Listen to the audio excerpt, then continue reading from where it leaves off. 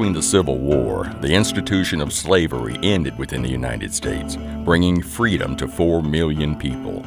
Some former slaves chose to isolate themselves from the dominant white community and establish their own freedmen settlements.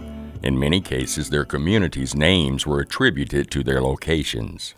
In the area known for the Battle of Stones River, a battle that saw the Union Army defeat the Confederates after 3 days of some of the bloodiest fighting in the Civil War, near Murfreesboro, Tennessee in Rutherford County, members of the 111th United States Colored Troops began construction on the National Cemetery at Stones River and settled on this land they named the Cemetery Community.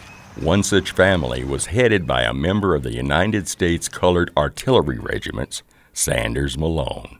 He was a former slave who was captured and wounded in Mobile, Alabama, and escaped to the Union Army. Ain't going back to Cotton Hollow.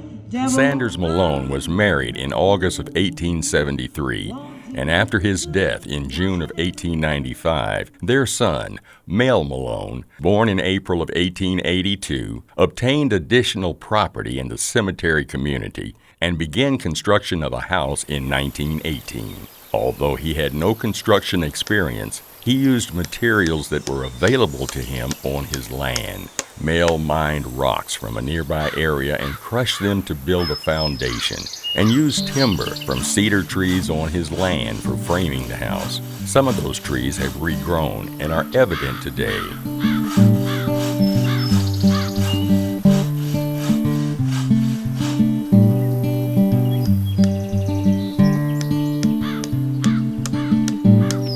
Families in this community established their own farms, churches, and schools, and lived independently and away from the white society.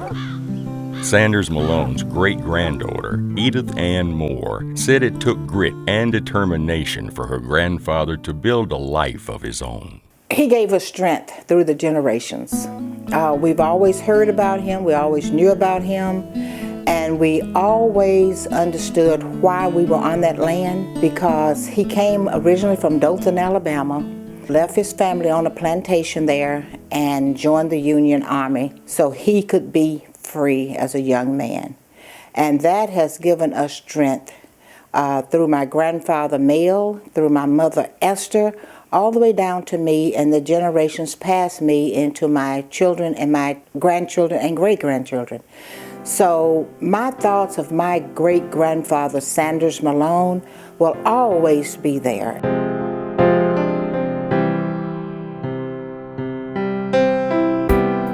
In 2018, Edith and her immediate family established the Mel Malone Historic Foundation and are seeking to have the property, including the remains of the original house, listed in the Tennessee Registry of Historic Places, and are seeking grants and contributions to rebuild and restore the house and property. The facts surrounding the home's history is documented through research done by the Stones River National Battlefield. I'm the one responsible for putting together the file of research that includes a number of items speaking towards the history of Sanders Malone, as well as the greater cemetery community that he lived in. In point of fact, most of the records are actually his pension applications and pension records, which can include a number of affidavits kind of detailing Sanders' life while he was in the military, and even some indications of what life was like here in the cemetery community. That was actually largely put together by Dr. George Smith, who portrayed Sanders Malone as a character as part of our continuing efforts to interpret the story of the cemetery community here in and around the battlefield. The research that is within the files mostly dates back to the Civil War period or just after it. The military service records and whatnot date from his time as a soldier in 111th United States Colored Infantry.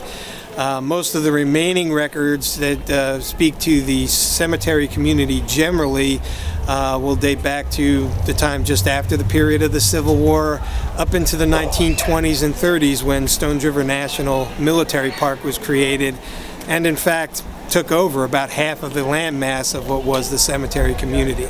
The Malone family maintain ownership of their land and the century-old house that's still standing.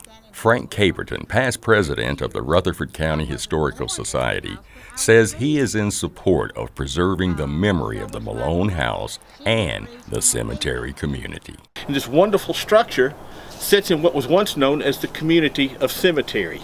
And you had the Malone family, who was obviously a brilliant man, to be able to take field stone, homemade concrete, and build arches that 2 of the 3 are still standing to this day. Between us, we're going to work with whomever it takes to try to either restore this structure or somehow come up with a way to build a monument to the community and the people of cemetery. This is not just for the Malone family. It is part of the fabric and the history of our nation. It is part of what previously enslaved men and women went through in order to obtain and keep their freedom. This land, it is part of the history not only of Rutherford County, Murfreesboro, Tennessee, or the cemetery community. It is part of the national history of the United States of America.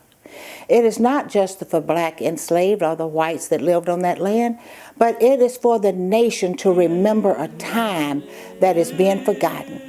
And in my lifetime, I would like for everyone in America to understand the people who endured slavery, the people who fought for their freedom on this land, and for the people who lived and made a living on this land and is still on the land for America, for no one else but for generations to come.